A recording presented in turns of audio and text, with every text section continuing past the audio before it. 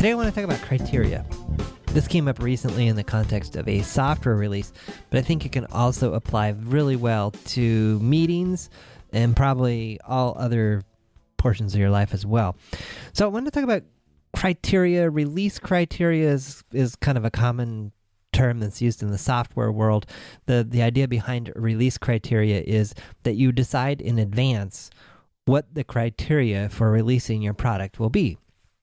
So typically you have maybe criteria around quality. So the software must meet a certain level of quality, meaning that maybe all of your tests have passed, or a certain portion of tests must pass, or no priority one bugs are open. Maybe you have some bugs that are open, but maybe bugs over a certain classification must be fixed before you can ship. It could be a calendar date. It could be, well, we're shipping no matter what on this date, and that's your criteria. It can also apply to meetings. So maybe you're in a meeting, maybe you're having a specific meeting to make a particular decision. So deciding in advance what's important about the decision or how you will decide this particular issue in advance can also help drive the conversation. So if you set out at the top of the meeting to say, okay, we are going to decide how we will ship this product, but the decision is going to be made by one team only, then you could ask yourself, why are we even having this meeting if this decision is going to be made by this one person or this one team? On the other hand, if you're deciding, well, this decision is going to be made by these three teams, and you have 5 teams at the meeting, then it's really clear that maybe those other 2 teams are giving input, but they don't have the final call on the decision being made. So some other benefits around setting criteria is you create a common language. So people have a common understanding of what we're talking about, why we're talking about it, what matters and what doesn't. It also kind of provides a common filter to see that particular topic through. So if you're making a decision, as people are having the conversation and trying to get to this decision, it puts some framework, kind of a framework or some boundaries around what needs to be discussed and what doesn't. In the context of a software release, say you're having a discussion about bugs that block a release and whether a particular bug needs to be fixed or not. If you've decided in advance what makes for a critical bug or a P1 or whatever your terminology is, if you've established in advance, these, or a term that we use a lot is a blocker bug. So this bug blocks the release. It must be fixed to unblock and ship the release. So what's a blocker bug? And sometimes, this is a fun one because sometimes people say, well, I know one when I see it. Except that the problem there is if you put 5 people in a room and say, well, do you think this is a blocker bug? You often can't get to that immediate consensus because opinions or perspectives differ. So this is a great situation where you could say, well, it's a blocker bug if it impacts the install path. So if the product can't install, or if a key component crashes, and you can say, well, what's a key component? So you might want to list those. Well, if it's one of, maybe you have 10 different components that make up your piece of software, and the key components are these 3, then you're saying in advance, these are the 3 critical components, and if one of these 3 critical components crashes, it must be fixed to release the product. Okay, now we're really clear. So if there's a problem in one of the other components, it might crash. It might look really, really bad, but you've already decided in advance it won't stop shipping the release. So another benefit of discussing criteria in advance like this is there's kind of an expected outcome. So people kind of are clear, and you've established kind of this common language. You're kind of thinking about things in the same way, and now we kind of have the same understanding as to what's going to happen at the end and how we're going to get there. So what does this look like in real life? Like, what would be I've kind of talked about this already, but kind of a real life application of where you could use this, again, a meeting. So how a decision will be made, maybe starting with what decision needs to be made to begin with.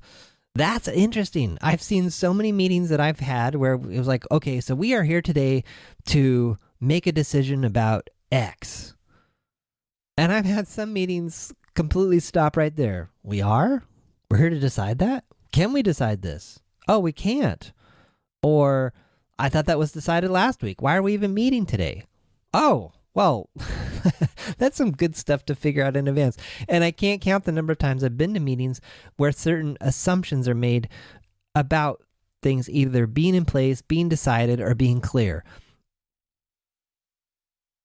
The takeaway here is sometimes you can cut through all of that by just spending a minute or two or less to make sure that it is clear.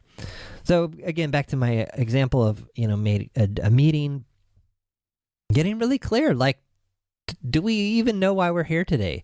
And stating the obvious at the top can help big time. Software, I've kind of already talked about that.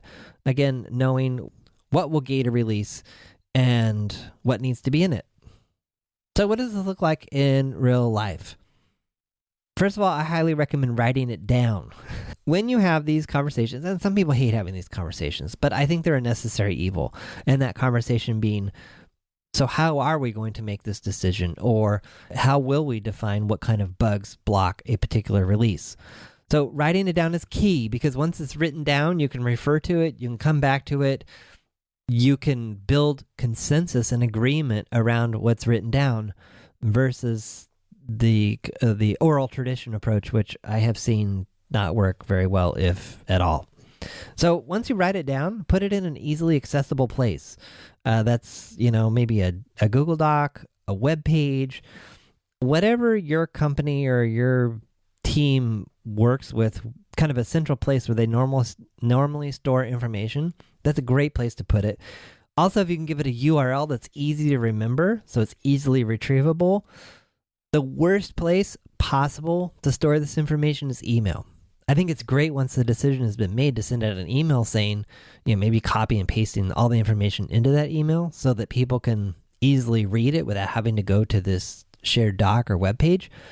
But don't leave that as your central repository. Email is impossible to sort through and find later. In my experience, trying to find those emails later is just, it's too frustrating. It takes too much time. So central web page is easiest. And, if someone's deleted the email, whatever, having that URL, that web page where that information lives is key. And then the last thing I like to do in terms of executing on this idea is at the start of a meeting, spend 10 seconds, 15 seconds reminding people what the criteria is or pointing them to the page. So it could be as simple as, today we're here to discuss whether or not to ship product X.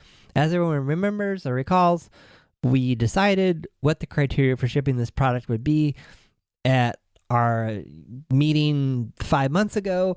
A link to that criteria is here. And during this meeting, we will be discussing these topics and thinking of them through the filter of the criteria we set at this other meeting, which is on this page. Are there any questions about the criteria? Does anyone need a refresher before we dive into things? What that does not mean is that this is an opportunity to completely revisit the criteria and change it all. That's a complete recipe for disaster and a meeting that you don't want to have. Now, I'm not saying it's not worth revisiting the criteria or changing it, but I think it's important to be intentional about changing the criteria. So if you're sitting down to have a meeting to review bugs that should block the release, you're not sitting down to have a meeting to revisit the criteria. So what I like to do in situations like that is just table that and say, we're not here to discuss changing the criteria. This criteria has been serving us well. If there's a glaring problem with it that we can discuss quickly, great, let's do that. If not, if we need to have a longer, deeper meeting to revisit the criteria, let's set up a separate time to do that. And, worst case, you can say, okay, we were here today to discuss bugs and, triage these bugs and really reduce the bug count. If we don't think that we can do that today without spending, a good block of time reviewing the criteria, let's reschedule that meeting and instead use this meeting to revisit the criteria. If we have any time left at the end, we'll review bugs. If not, we'll have to have this bug meeting at a separate date. And that's a good way to just kind of put some boundaries around it and break it down and then move things forward. So I'm curious what people think of this idea, this topic. If you have a situation where you've done this and if it's worked well, I'd love for you to share it with me. If you have a situation that you've tried this in and it hasn't worked, or you have a situation where you'd like to take an approach but you're not quite sure what to do, send me an email. I'd love to explore it with you, possibly cover it here on the podcast. Send that to podcast@johnpoelstra.com.